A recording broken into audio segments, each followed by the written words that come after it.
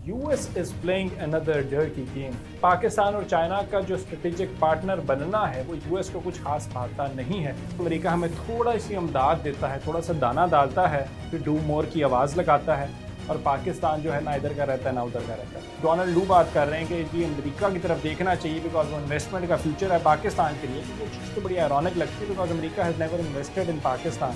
यहाँ पे सिर्फ इमदाद दी गई है, उस इमदाद का ही नतीजा है कि आज हम सोशल, इकोनॉमिक और पॉलिटिकली कहीं पर नज़र नहीं आते। बिस्मिल्लाहिर्रहमानिर्रहीम, अस्सलाम वालेकुम, मैं हूँ Ismail Qasim and you are watching the blue truth. US is playing another dirty game.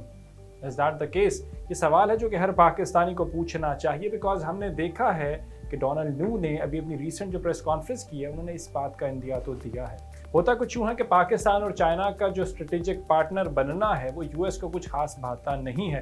US ने जहाँ बहुत ज़्यादा इन्वेस्ट इंडिया की तरफ किया है वो साथ ही पाकिस्तान की इंपॉर्टेंस को भी अंडरस्टैंड करता है, इसीलिए बिल्कुल थोड़ी सी एड देकर वो पाकिस्तान को दोबारा से अपने ब्लॉक में लाने की एक नाकाम कोशिश कर रहा है। डोनाल्ड लू जिनका मैंने अभी हवाला दिया, ये वही शख्स हैं जिनके ऊपर तहरीक इंसाफ की लीडरशिप ये इल्ज़ाम लगाती रही है कि उन्होंने इमरान खान साहब को घर भेजा, उन्होंने तहरीक इंसाफ की हुकूमत का तख्ता उल्टा। अब डोनाल्ड लू ये प्रेस कॉन्फ्रेंस करने के बाद एक नेग्लिजिबल सी एड है जिसका ऐलान करते हैं। वो कहते हैं जो बाइडन जो हैं वो जाते जाते पाकिस्तान के लिए ये एड प्रॉमिस करके गए हैं। अब इसमें होता क्या है? होता इसमें वही है जो कि 1948 से लेके आज तक होता है कि अमेरिका हमें थोड़ा सी इमदाद देता है, थोड़ा सा दाना डालता है, फिर डू मोर की आवाज़ लगाता है और पाकिस्तान जो है ना इधर का रहता है ना उधर का रहता है। मैं यहाँ पे आपको एग्जांपल देता हूँ कि आपको 101 मिलियन की जो कि 0.1 बिलियन बनता है उसके अंदर अमेरिका कह रहा है कि आप ह्यूमन राइट्स भी अपने इसके अंदर सुधार लें, इसके अंदर आप अपनी दहशतगर्दी से भी लड़ाई कर लें, अपनी डेमोक्रेसी जो है डिरेल डेमोक्रेसी उसको भी ठीक कर लें। कैसे? But how does that work? अव्वल तो ये कि इमदाद की तरफ हमें देखना ही नहीं चाहिए, बट सिंस हम देख रहे हैं उसको लेने की कोशिश कर रहे हैं तो फिर 0.1 बिलियन की इमदाद लेकर यानी 101 मिलियन जो कि कुछ भी नहीं है उससे आप क्या एक्सपेक्ट कर रहे हैं? एक तरफ तो चाइना है यहाँ पे जो कि हमारा ऑल वेदर फ्रेंड है, सीपेक के अंदर इतनी ज़्यादा इन्वेस्टमेंट है, JF-17 थंडर की एग्जांपल आपके सामने है। मतलब इन शॉर्ट आप जितना डिफेंस अपना मटेरियल बना रहे हैं वो चाइना की वजह से आप किसी और पर रिलाई नहीं कर रहे, आप सेल्फ सस्टेनेबल है। तो उसी जानिब अमेरिका है जिसकी हिस्ट्री जो है वो बड़ी टॉप सीटर भी रही है।